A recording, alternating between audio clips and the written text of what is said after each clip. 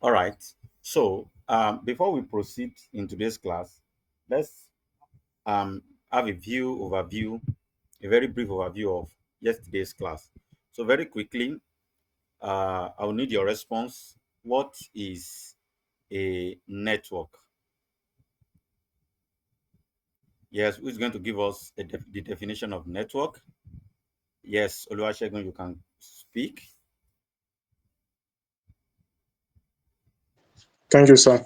A network is a collection We are of unable to hear you. interconnected devices. Can you be more audible, please? Can you hear me now, sir? Okay, yeah, we can hear you now. Yeah. A network is a collection of interconnected devices, such as computers, smartphones, that communicate and share data Okay, within each other. yeah. A network is an interconnection of devices that interact, communicate, and share data. All right. So, what is network security? Yes, any other person?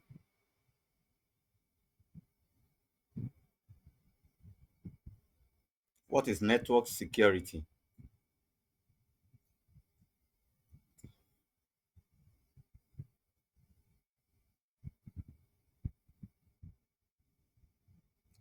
Yes. What is network security?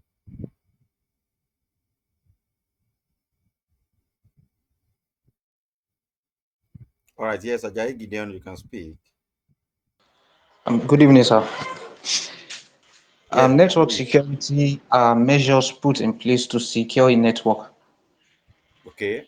These are security measures that are put in place to secure a network from attackers and from cyber threats generally. Okay, so very quickly, we looked at a few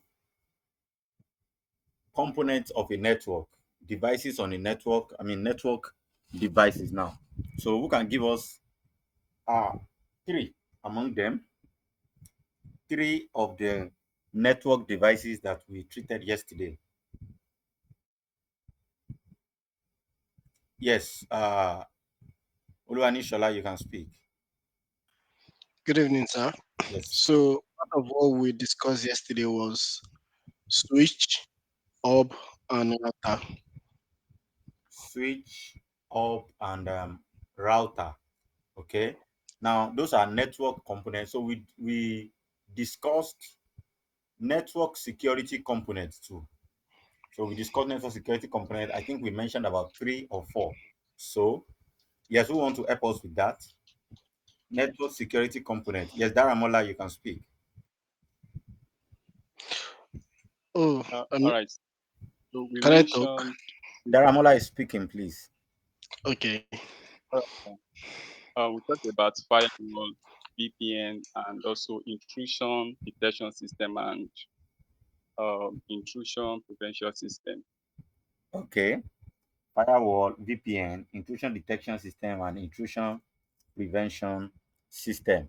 So talking of intrusion prevention and intrusion detection, yes, we want to differentiate between the two. Okay, Luani Shola, you can speak. Okay, so for the intrusion detection system, you said in the scenario you gave us yesterday, you said is a dog that can bark but cannot bite. That means whenever a threat comes in, it only gives alerts. It cannot do anything other than that. While the intrusion prevention system, it's a dog that bark and bite, which means it block the malware when coming into the system. Okay, great one, great one. I love the fact that you actually remember with the illustration I gave. So now, if IDS and IPS are if IDS gives alert and IPS can give both alert and also block, what is firewall? What is firewall?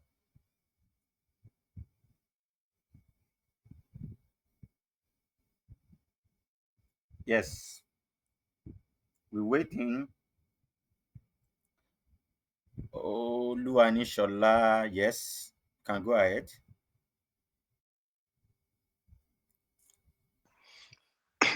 Okay, so a firewall acts as a barrier between trusted internal network and untrusted external network.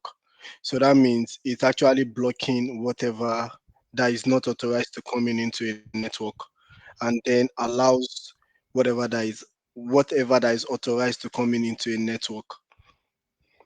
Okay, yes. That's correct. But there is a word I want you to make mention of that you have not mentioned. Yes, Gabriel, you can speak. Yesterday you explained to us that and the firewall is like a filter Okay. that control the incoming and outgoing traffic based on the prescribed security rules. Yes, That that's is the correct. settings of the user. Yeah, that's correct. So firewall is not like a filter actually. Firewall filters is a tool that filters. I want you to be able to articulate it very well. Firewall is a tool that filters. You understand now? So it filters the traffic that comes in and goes out of a network that goes out of a network. Okay, yes. Let's have one more. I mean, we are going to have two more actually. So number one, what is VPN and how does it work? What is VPN and how does it work? There are I mentioned that there are two mechanisms of uh VPN. I mean the way it works. Yes, Salah Shegun, you can speak.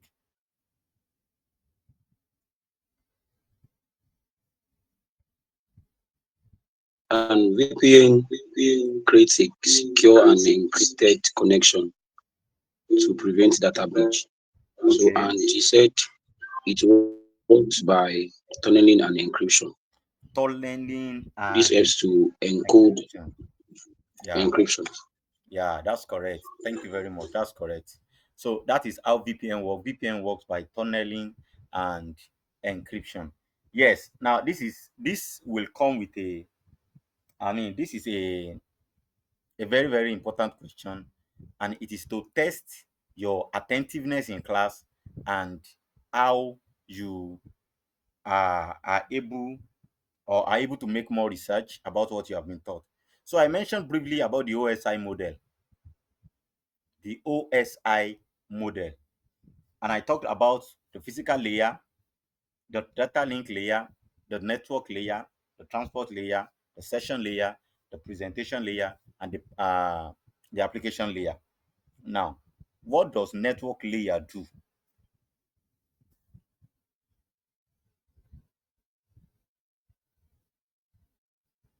Yes, Daramula, you can go ahead. All right, sir. Network layer filters communication based on source, IP address, and the destination. Although I'm finding it difficult to hear you clearly, I don't know if you can get closer to your mic a bit more. All right, sir. Can you hear me now? Okay, yes, I can hear you now. All right. Network layer filters communication based on source, IP address, and the destination. Okay. Then there's one more thing. It controls one thing. I actually gave you an illustration yesterday that I want you to make mention of. It does one thing. There is one responsibility of the network layer when it comes to data being transferred. There is one thing that network layer does. Yes. Anybody want to help us with that? Yes. Shalau Shegun, you want to try? You said yesterday that it determines the route the data takes. That's the word. Routing. Network layer is the one in charge of routing. And I was giving you an example that when you take a way bill and you send it through a logistic company, there is a secretary that receives it from you, and that secretary is the one that direct the driver of where to deliver that package. He tells the driver, okay, this one is going to Port Harcourt, this one is going to Lagos, this one is going to Abuja. It determines the route because a driver that is given a load coming from Lagos and is given a load that is going to Ibadan, and another load that is going to Iwo, and another one is going to Oshogbo, that driver has already been routed, meaning that he cannot pass through Gbongan, he has to go and pass through Iwo. You understand now? So those are two different ways. It is the kind of data that is being sent to, I mean, through the driver that will determine what route it will take. So the network layer sees to routing. The network layer sees to routing. All right, the last question, and then we move on to today's class. What I am doing is that I'm trying to make sure that we are on the same page, because I mean, the little we are able to teach you, if you grasp it, it will help you a lot. So I said data is splitted into three. Data in transit can be splitted into three. Who can mention the three? And yes, just mention the three. Just mention the three. The three parts of a data in transit. Yes, Ajayi Gideon, you can speak. Okay, sir. Header, Okay. payload, and footer. Header, payload, and footer. And I made mention of it that if you are going to be using, if you are sending a data, and you are sending from one place to another destination now, the header will contain information about the source device and also the destination device. So it contains information about the source and the destination. Thank you very much. That was brilliant of you all. I mean, it shows that you have been paying attention. So today we are quickly going to look at OS security.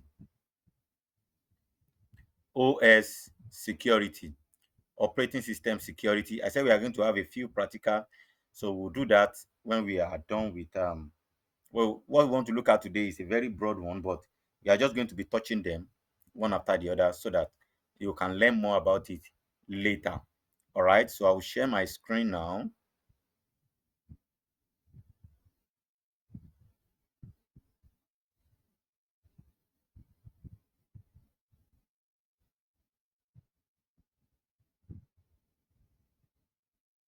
So you know that every day before we proceed, we start with an icebreaker. So here is our icebreaker for today. Who want to try? I can travel around the world without leaving my corner. What am I?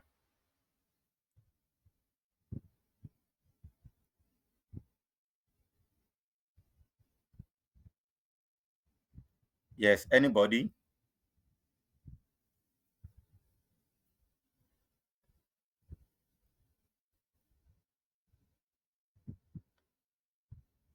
Hello?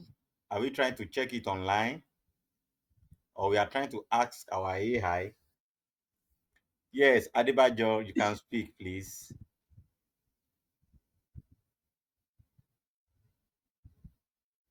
Hello, Adebajo Remilekun, we cannot hear I you if you are think speaking. Okay. Yes, you said? okay, sir. Can you hear me now, sir? I can hear you now. Okay, I think that's a stamp. A stamp. A stamp. A stamp. Yes, Okay. sir. Let's see. Do we have any other person with another opinion? Okay, yeah, Gabriel, you can speak. Stamp is correct, sir. Stamp is correct. Okay, Oluwaremilek, I mean, sorry, Oluwani Shola, you want to say you have a contrary opinion? A dreamer. You said? A dreamer. Somebody who dreams a lot. Like a dreamer. A dreamer, yes. Oluwani Shola said a dreamer. Okay, let's have one more person. Maybe because we have two options now, we have two answers. So we want to see one more person. You want to support Stamp, or you want to support a dreamer, or maybe you have another answer you want to give us. Yes, any other person?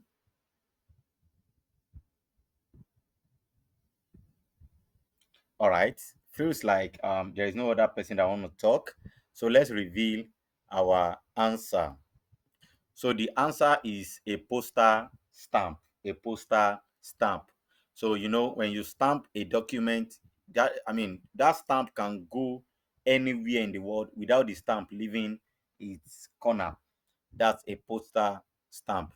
And on that note, we are going to be moving on to our today's topic. operating system security. Introduction to operating system security. All right, so what is an operating system?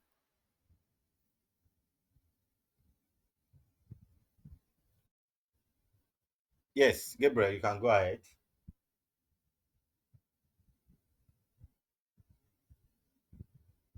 Yes, Gabriel, you can speak.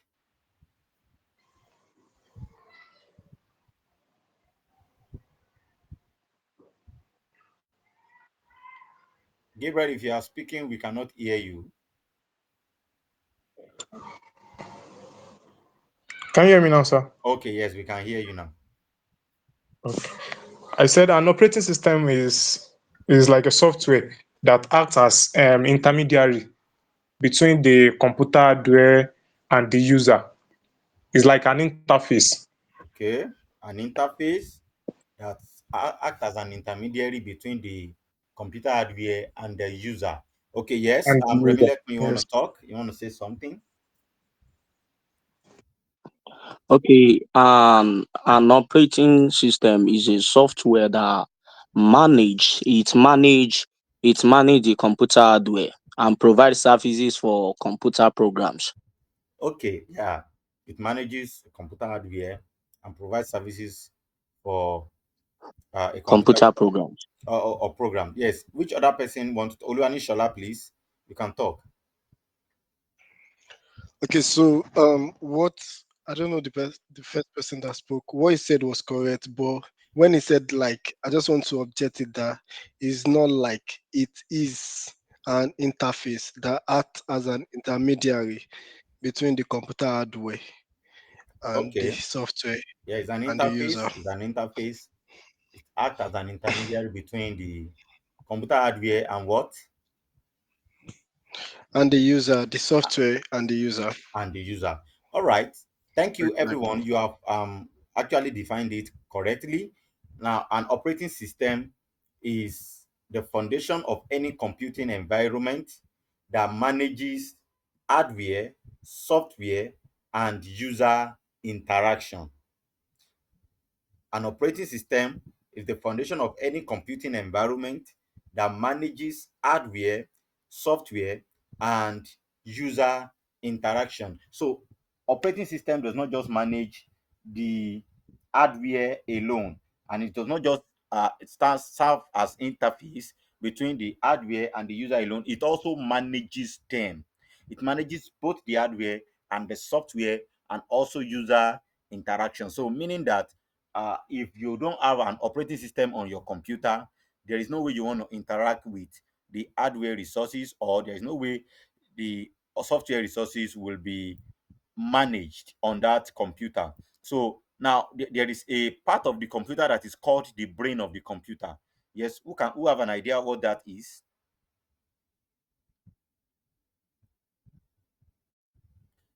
Yes, Gabriel, the brain of the computer. The CPU is the brain of the computer, sir. The CPU, yeah, the CPU is the brain of the computer. Now, if the CPU is the brain of the computer, the operating system is the heart of the computer. The operating system is the heart of the computer. The day an operating system comes on your computer is the day your computer starts working. And the day that operating system stop working is the day you stop using that system. And you know that in human or in any living thing, the day you are born, I mean, since the day you are conceived, your heart start working, and it will only stop the day you die. So that is the operating system in a computer. Now, why are we studying the security of an operating system? Now we have various kind of operating system. We have the most common one, which is the Windows. We have the Mac OS. We have the Linux, which you are going to be using as a security professional. We have the Linux. Then we have the Android. Android is also an OS. Then which other one? Who can give us another one? We have mentioned for now. Yes, somebody wants to give us one more operating system. We have Windows, we have Mac OS, Linux, then we have Android. So give us one more. I just want one more. Yes, Gabriel. iOS is also an operating system. iOS, yeah, iOS is the Mac OS version on the phone. You understand? So iOS is an operating system. It's an operating system. So now looking at all these operating system, why are we studying how to secure them? We are studying how to secure them because they are very functional and integral to the operation of your computer. So how your computer works depends on the operating system. So in that regard, it means that if the operating system is breached, or if the operating system is attacked, the whole of your computer is attacked. So that is why we are actually studying the operating system. And in this class, we are not going to be really going too deep into it, but we are going to be able to show you a few things. Now, securing operating system to prevent unauthorized access and vulnerability is what we call in operating system security.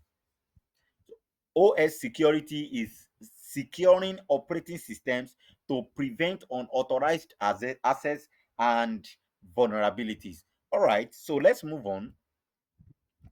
So, what are the common vulnerabilities of an operating system? We have mentioned the various operating systems that we have: the Mac OS, the Linux. The under the Linux, we have a lot. We have the Debian, we have Ubuntu, which is another form of Linux. Then we have the Windows, which is very common.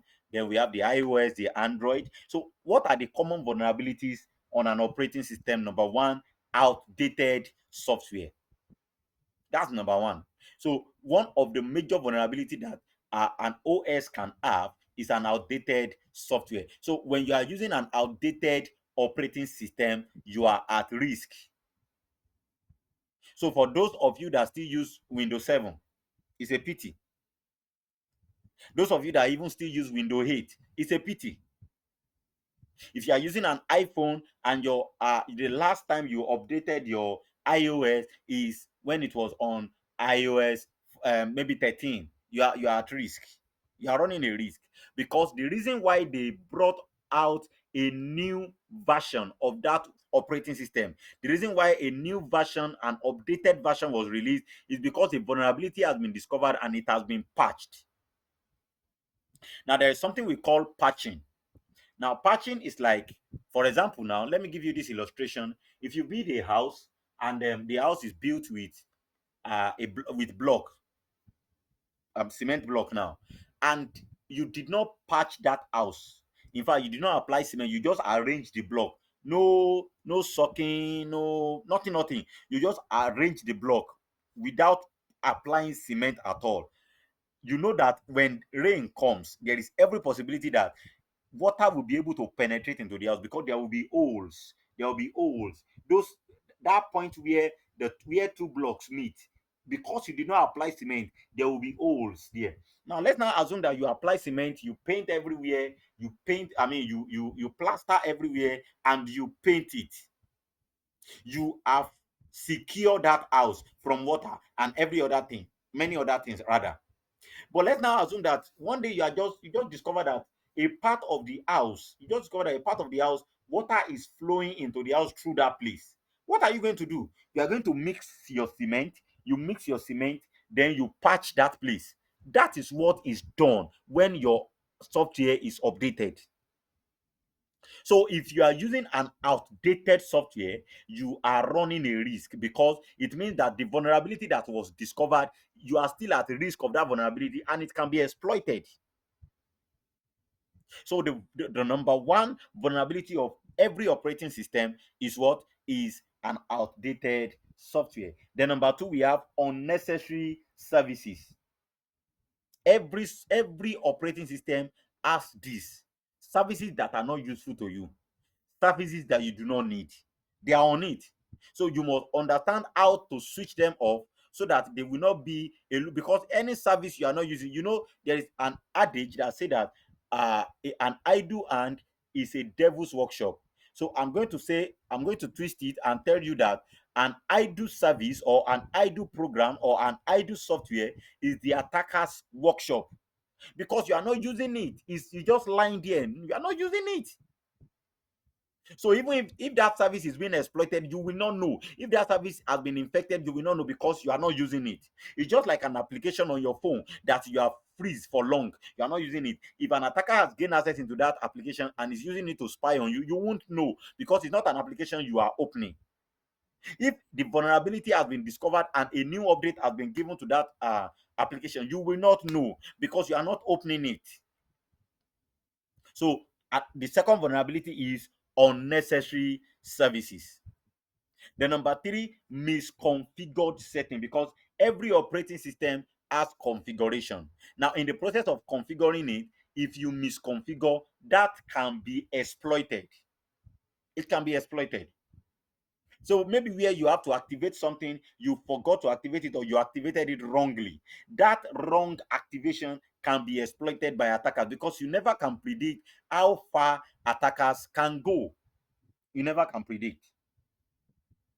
So the misconfiguration of your settings can be a very great vulnerability in operating system. The number four, weak password. Of course, this is very, very general. I mean, every operating system will be weak if the password is weak. So if you are using an operating system and you are not setting a strong password, you are running a risk. That is a vulnerability because a weak password is easy to brute force. A weak password is easy to break through. So these are the common vulnerabilities of an operating system. All right. Now, what is the importance of operating system updates? Updates and patches fix security holes and improve operating system stability and performance. Like I explained to you earlier, when your operating system is updated, you are rest assured that the vulnerability that has been discovered has been patched, it has been covered, the loophole has been blocked. Unless if they discover another new vulnerability, you are still currently now you know that you are safe. So when you update your operating system, I mean, update and patches, you are able to see. For those of you that use your, if you use phone, of course, everybody has a phone. Your phones, when you are about to update your application, you will see it there. They will tell you that it fixes bugs, it does this, it does that. New security update, new stability and performance. Those details are given for you to know why you are downloading a new update. So an operating system update will help you fix security holes and improve operating system stability and performance. All right, so the next one, we're already looking at how to secure our operating system. User account control. What does user account control mean? Account control is a technology on every operating system that limits user permission to prevent unauthorized changes to the system. What do I mean? Let me quickly give you an example. Uh,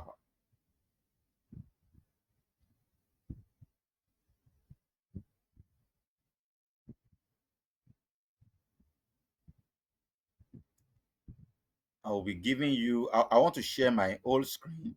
I want to quickly show you something. Please, if immediately I share my screen and you cannot hear me, let somebody quickly talk because I feel like anytime I share my whole screen, it's usually difficult for you to see my screen. I mean, for you to hear me.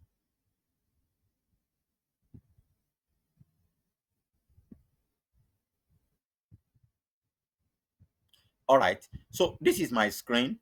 I'm going to be launching a particular application. Can you still hear me, please? I can hear you, sir. Yes, All sir. right, great. Yes, sir. Yes, great. Now let's see. Let me launch this application. I want you to look at my screen.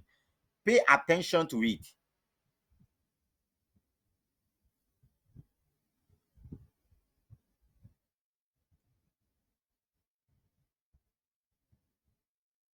Okay. Now, I have launched an application. Now, this is where we are going. Can you see my screen, please? Yes. All right. Now look at this. look at this. Look at the details on my screen now. If you read at the top, it says user account control. Now, a question now followed. Do you want to allow this app to make changes to your device? Then it's giving me option. You can see that the default option is no. I will now switch to yes. Now, immediately I click yes, I have granted access. All right. Now that you have seen that, let's go back to.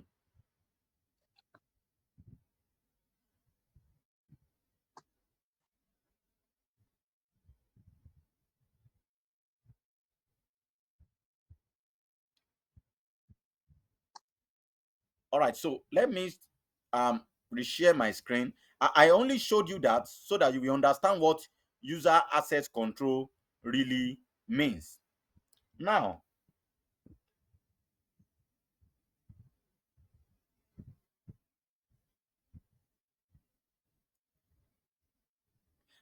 so user access control,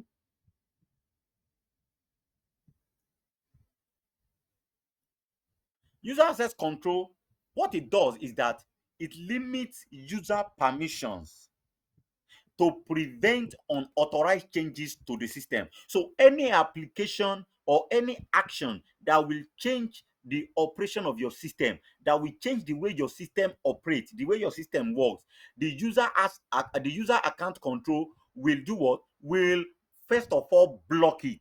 Then it will now ask you that do you want to grant this permission?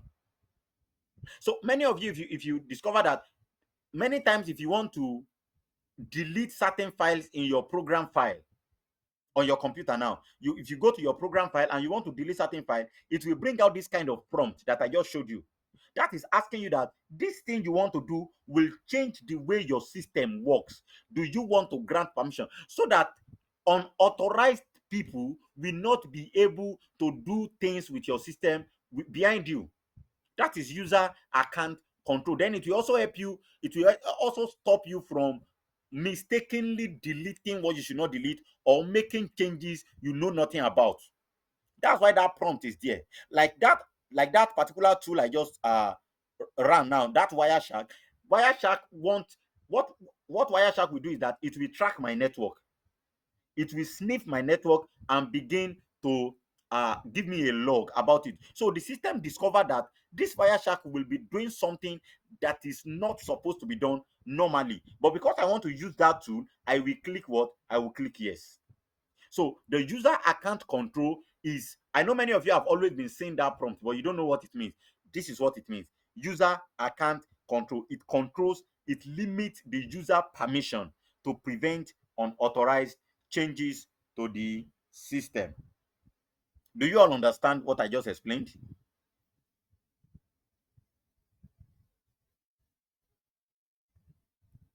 All right. Um, Remilekun, I can see your hand. Yeah, do you want to talk? You want to speak rather? Not sure it was because the other time I can't clearly see the text and where exactly the information is that do you know something or do you want to allow something like that? So I can't see it clearly. So that's the reason why I raised up my hand the other time. Oh, all right, all right, all right. Uh, if you when you just try it. There are files, although it's very risky because you really may not be able to recognize it if you are not used to it. But if you go to your program file on your computer, there are files there that if you even want to copy them, that prompt will come and tell you that, are you sure you want to do this? Do you understand now? All right. So moving forward, password policies. That's another way to secure our operating system. Password policies. Password policies. Now, when we say password policies, it means that there is a policy that guides the right way to set up your password. There is a policy that guides it. And that policy is what you are looking at on your screen now. Of course, it's more than this, but basically now, when you are setting up the password of your operating system or any password, the first thing is that the password must be strong. Now, what is the definition of a strong password? Yes, who can tell me how a strong password looks like?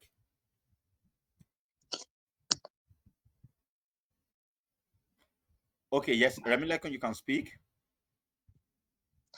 Okay, so I think when we are talking about a strong password, it includes maybe text, text, number, and symbols. Text, numbers, and symbols. Yeah, Gabriel, you can go ahead.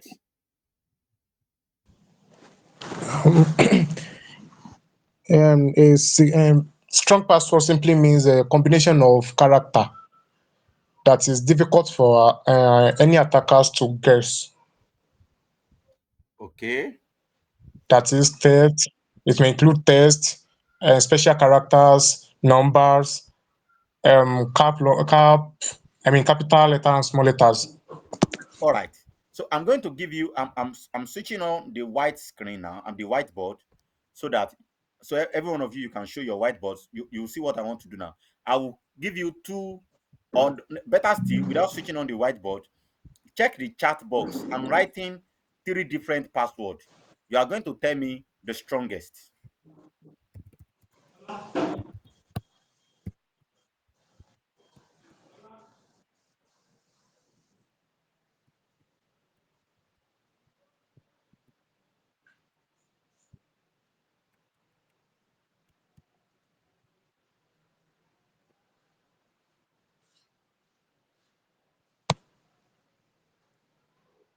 Please, that person that switch on the whiteboard, can you please um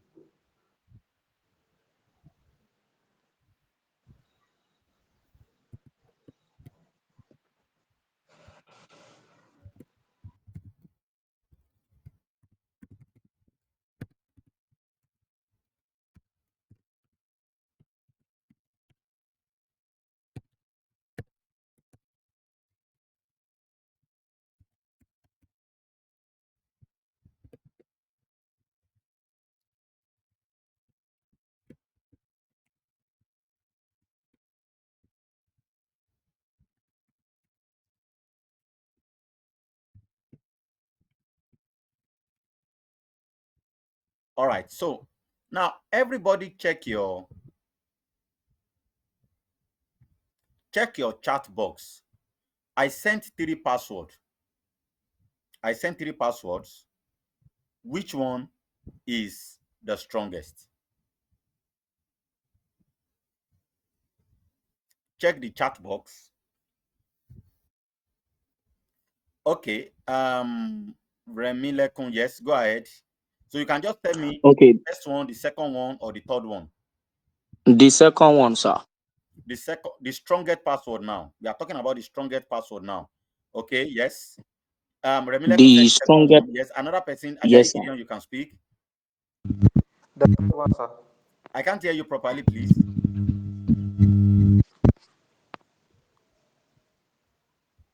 The second one, sir. The second one, okay. Let's see. Let's see if that is correct. Yes. Daramola, you can speak.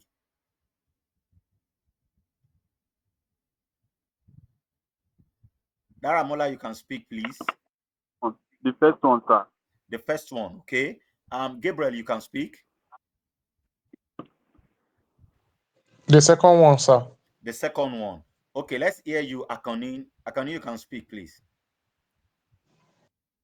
The second one. All right. Unwamara, The second one, sir. the second one. Which let's see. Ojebisi Michael, yes, you can speak. The first one, sir. The first one, yes. Any other person who I have not called that still want to speak? Kodri, yes, Kodri, you can speak. The second one. The second one, yes. Oluwatosin, yes, Oluwatosin, you can speak, please. The second one. The The second second one, one, sir. okay, okay. Yes, we Yes, have sir. Finfolu. Finfolu, you can speak also. The first one. The first one. Now, we have a debate. Nobody's even picking the third one at all. All right, okay. Oluwafemi Rebecca, you can speak. Sir, the first one. the first one. Okay, so